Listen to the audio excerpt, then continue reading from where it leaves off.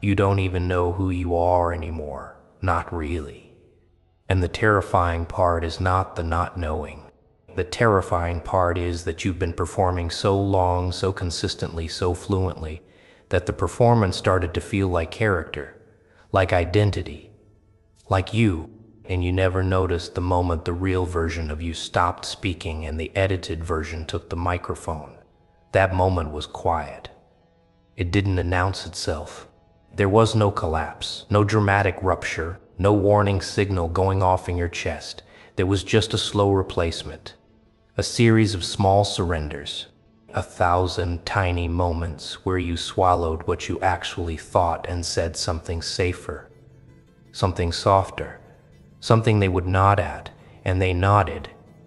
And your nervous system filed that nod away as survival. That's where it started.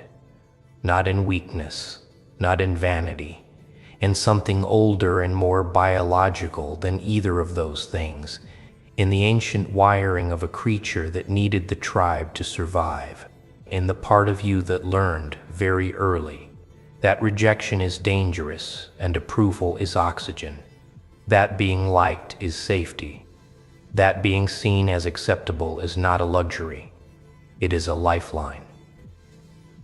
But you are not in a tribe anymore. You are in a comment section. You are in a meeting room. You are in a relationship where you've never once said the completely true thing. You are scrolling at 1 a.m., measuring your worth against numbers that were never designed to measure anything real. And somewhere beneath all of it, beneath the curated image and the careful language and the personality you've been slowly constructing for the audience around you, there is a version of you that has been waiting in a very dark and very quiet room for someone to finally come and open the door. Stop pretending you don't know what I'm talking about. You know exactly what I'm talking about. Think about the last time you changed your opinion mid-sentence because you felt the room shifting. Think about the last time you watched someone's face while you were talking and adjusted what you were saying based on what their expression allowed. Think about the last time you had a genuine feeling, anger, disappointment, disagreement, grief, and instead of expressing it, you immediately began calculating whether expressing it would cost you something. You're doing it constantly. You're doing it so automatically now that it doesn't even feel like a choice. It feels like personality. It feels like tact, diplomacy, emotional intelligence, maturity. You've dressed it in the language of virtue so that the alarm doesn't go off, so that you don't have to look at it directly. But let's look at it directly. What you are doing is not emotional intelligence. What you are doing is not tact.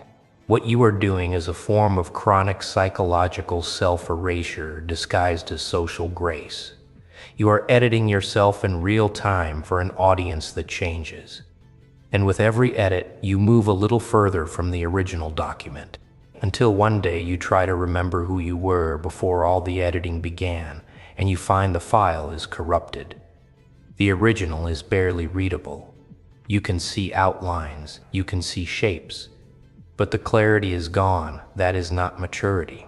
That is a kind of slow violence you've been committing against yourself with a smile on your face. And the cruelest trick of it is this: the approval felt like it was working. When you shifted your position and they agreed with you, that felt like connection.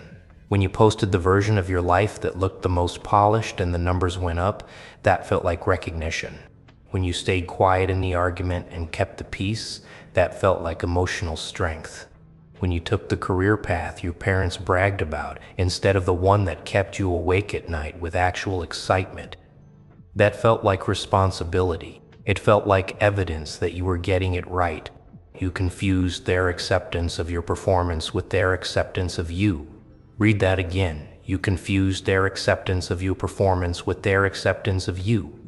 Those are not the same thing. They were never the same thing. And building a life on that confusion is the most privately devastating mistake a human being can make, because the loss is invisible. No one around you even knows you've lost something. They see someone succeeding by every external measure: likable, agreeable, productive, presentable. And you feel hollowed out in a way you cannot explain at dinner parties, so you don't explain it. You perform wellness as well as you perform everything else, and the void gets a little wider. Let's talk about your phone for a moment, because this is where the loop became industrial. You wake up and before your feet touch the floor, before you've had a single conscious thought that belongs entirely to you, you are checking. You are checking who responded, who reacted, who noticed. You are running a diagnostic on your social value before you've even decided whether you want to be awake. Your first act of the day is not intention. It is not prayer. It is not even hunger. It is seeking. And it comes back with data, and your mood is shaped by that data. That is not a small thing. That is a profound reorganization of the human self. That is the architecture of your emotional state being handed over to an algorithm, to strangers, to people who are themselves performing for strangers in an infinite hall of mirrors where no one is actually looking at each other. Everyone is looking at their own reflection in the other person's eyes. And you keep scrolling. You keep scrolling because stopping means sitting in silence. And silence has become genuinely frightening to you now. Not because silence is painful in itself, but because silence is where the real questions live. And the real questions are the ones the performance was built to avoid. Who am I when no one is watching? What do I actually want? Have I been honest with anyone? Have I been honest with myself? Is any of this actually mine? So you scroll instead. You consume more content about becoming your best self while systematically avoiding the confrontation with your actual self. You watch videos about discipline while putting off the one honest conversation you need to have. You read about authenticity written in the same algorithmic language designed to get a specific emotional response, and it gives you a brief flutter of recognition, and then you scroll to the next one and the next, and nothing changes, because information was never the problem. Courage was always the problem. And I want to sit in this for a moment because it matters. The self you've been building for other people is not worthless. I want to be precise here. Some of the accommodations you've made were necessary. Some of the softening was wisdom. Some of the holding back was genuine kindness. Not everything that bends is broken, but there is a difference, a crucial, soul-level difference, between choosing to adapt from a place of inner security and being compelled to reshape yourself from a place of inner terror. One is strength that knows when to yield. The other is fear that has learned to call itself strength. And you know which one has been running you. You've always known. You just kept hoping the feeling would go away if you got enough approval, enough validation, enough confirmation that the edited version of you was the right one. That if enough people accepted this version, it must mean this version was true. But acceptance is not truth. It never was. The most accepted ideas in history have often been the most catastrophically wrong. The most universally liked people in a room are often the most internally fragmented. Popularity is not a moral compass. Applause is not a mirror. The crowd has never been reliable testimony about who you actually are. Let the crowd go. There is a particular kind of exhaustion that lives in people who have been performing too long. It is different from the exhaustion of hard work. It is different from the exhaustion of grief or illness or effort. It is a specific tiredness that sits in the personality itself, in the very mechanism of self-expression, a fatigue that comes from saying things you don't fully mean, laughing at things that aren't funny to you, agreeing with positions that make you vaguely uncomfortable, holding space for people who never once held space for you, and doing all of it with a face that communicates ease. You are tired in a way sleep doesn't fix. You've slept, you've rested, you've taken the trips and the breaks and the self-care weekends, and you woke up still tired, because the tiredness is not in your body. It is in the gap between who you are and who you've been pretending to be. That gap requires constant energy to maintain. It is structural load-bearing work. Every minute of every day, something in you is holding up the ceiling of the performance so it doesn't collapse onto the people around you. And you are so tired. Put the ceiling down. Now I want to ask you something, and I want you to actually let the question land instead of immediately reaching for a comfortable answer. When was the last time you said something true that cost you something? Not accidentally true, not diplomatically softened truth, not truth wrapped in so many qualifications that the sharp edge was removed before it could cut anything, but genuinely, clearly, vulnerably, perhaps even uncomfortably true. When was the last time you let someone see you in a way that gave them the full power to reject you and you said it anyway? If you are struggling to remember, that is data. That is important data, because a life lived without costly truth is not a safe life. It is a caged one. The cage just happens to be decorated very nicely. The bars are made of social approval and comfortable relationships and a carefully maintained reputation. And you've spent so long arranging the interior of the cage that you stop noticing it's a cage. The door is open, by the way. It has always been open. You just convinced yourself that stepping through it would mean losing everything. And so you stayed, and rearranged and performed, and waited for someone to give you permission to be real, which is itself the most heartbreaking evidence of how deep the conditioning goes. That you need permission to exist authentically in your own life. No one is going to give you that permission. No one can. Let me tell you about the version of you they're actually accepting. It is agreeable. It is palatable. It never says anything that makes the room uncomfortable. It mirrors the energy of whoever it's with. It has a talent for sensing what a person wants to hear and delivering it with just enough authenticity to make it believable. It is skill. It has been refined over years of social data collection, emotional pattern recognition, and survival-level calibration. It is genuinely impressive in its fluency, and it is not you. It is a mask that learned to breathe. And the people who love this version of you, some of them love it genuinely. Some of them love the kindness in it, the warmth in it, the care in it. But they love it the way you love a painting. They stand before the surface, and they feel moved, and they say, "This is beautiful," and they mean it. But they have never been inside the artist's studio. They have never seen the work in process, the failed attempts stacked against the wall, the self that exists when there is no audience and no pressure and no performance required. They have never met the version of you that is uncertain and contradictory and occasionally selfish and sometimes wrong and deeply, irreducibly strange in a way that cannot be packaged. That version is the real one. And it is starving, not for more validation. It has watched you collect validation for years, and it knows the math doesn't add up. It is starving for expression, for honesty, for the simple, devastating relief of being known rather than liked.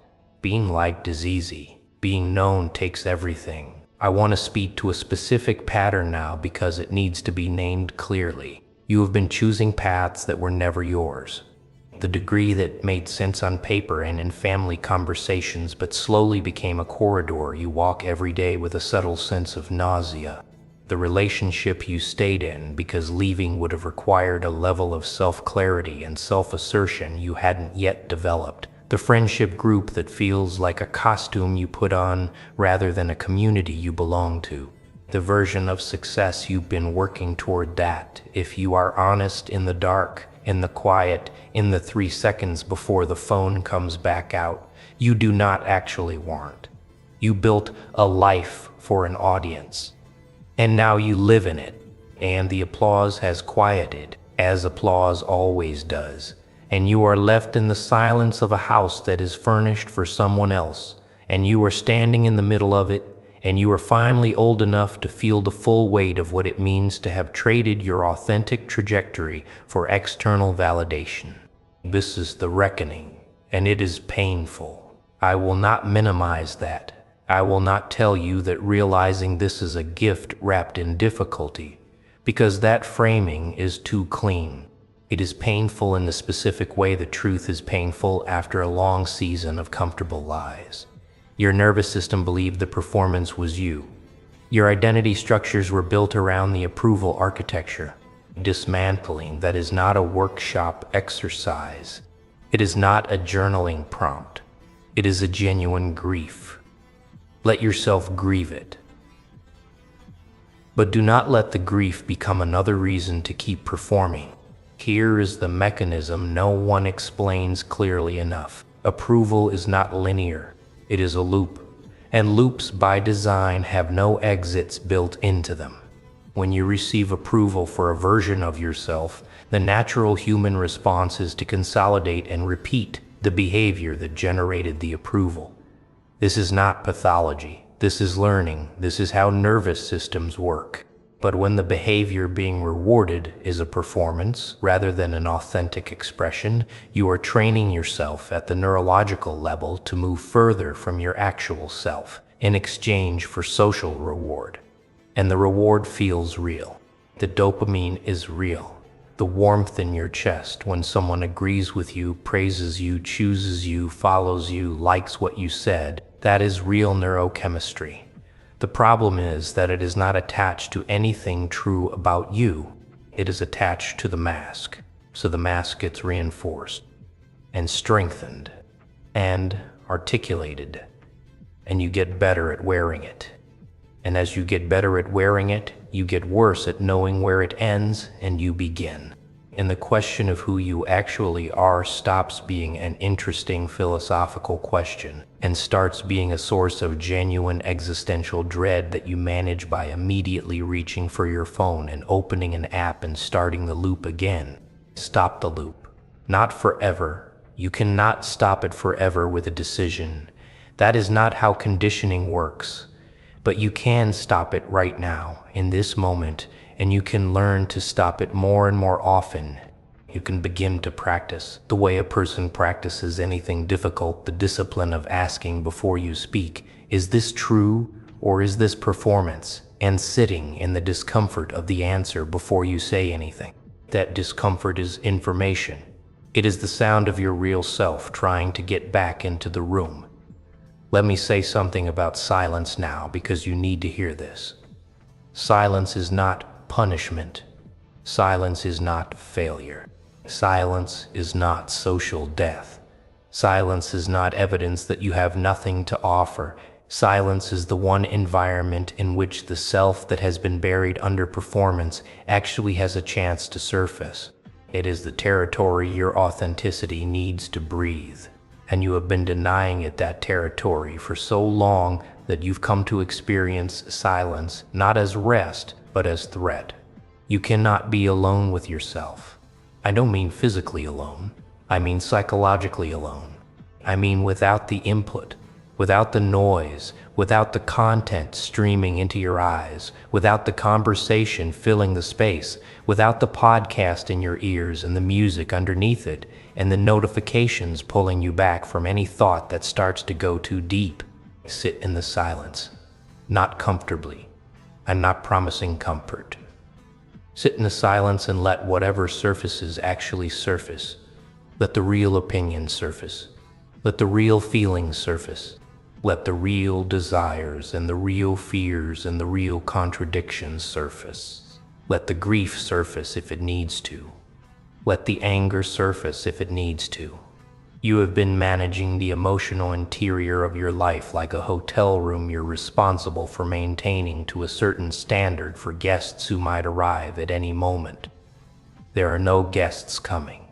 This is your interior. You are allowed to let it be what it actually is. There is something I want to say about God in this, if you will allow it. Not as theology, not as doctrine, but as an observation about where you actually go when the performance is stripped away. There is something in the human being, in the deepest, quietest part of the human being, that knows the difference between being seen and being watched, between being known and being observed. Every performance ultimately happens before an audience of one, and that one is you. whatever name you give to your deepest sense of witness, your conscience, your soul, your fitra, the part of you that remains when all the roles are removed. That witness has been watching you perform, and it knows the score. It has been patient. It has not punished you for the performance, but it has not been moved by it either. It has been waiting, with a particular kind of mercy that does not require the performance to stop before it offers its presence. It has been there in the rare moments of quiet and in the middle of the night stillness, and in the strange grief you felt at the height of an external success that should have made you happy and somehow made you feel more lost. That witness is not the audience you've been performing for, it is the self you've been hiding from. Turn toward it. Not in a grand gesture, not in a dramatic transformation, just turn toward it. One honest thought at a time, one unperformed response at a time. One moment of saying the true thing instead of the safe thing. One night of sitting without the phone and letting the silence do what silence does. This is not a small thing. This is the beginning of everything real. I want to speak now to the people in your life, because this is where the courage has to become structural, not just internal. There are people in your life who do not know you. They know your performance. They have built their relationship with you on a foundation of curated presentation, managed responses, and carefully maintained accessibility. And some of those relationships have been warm and genuine within those parameters, but they are not deep. They cannot be deep. Depth requires the thing you've been withholding, and when you begin to show them the real version, some of them will embrace it. Some of them will say, finally, I always knew there was more of you. I always sensed it. Some of them will meet your honesty with their own, and the relationship will become something neither of you had words for before. And some of them will not know what to do with you. Some of them were only comfortable with the version that required nothing, risked nothing, challenged nothing. Some of them needed you small and manageable and consistently available in the way only people without strong self-definitions can be. Some of them will find the real you inconvenient. Let them find it inconvenient. This is not cruelty.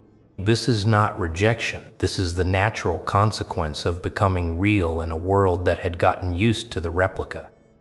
The relationships that cannot survive your authenticity were never about you to begin with. They were about the function you performed, and you are not a function.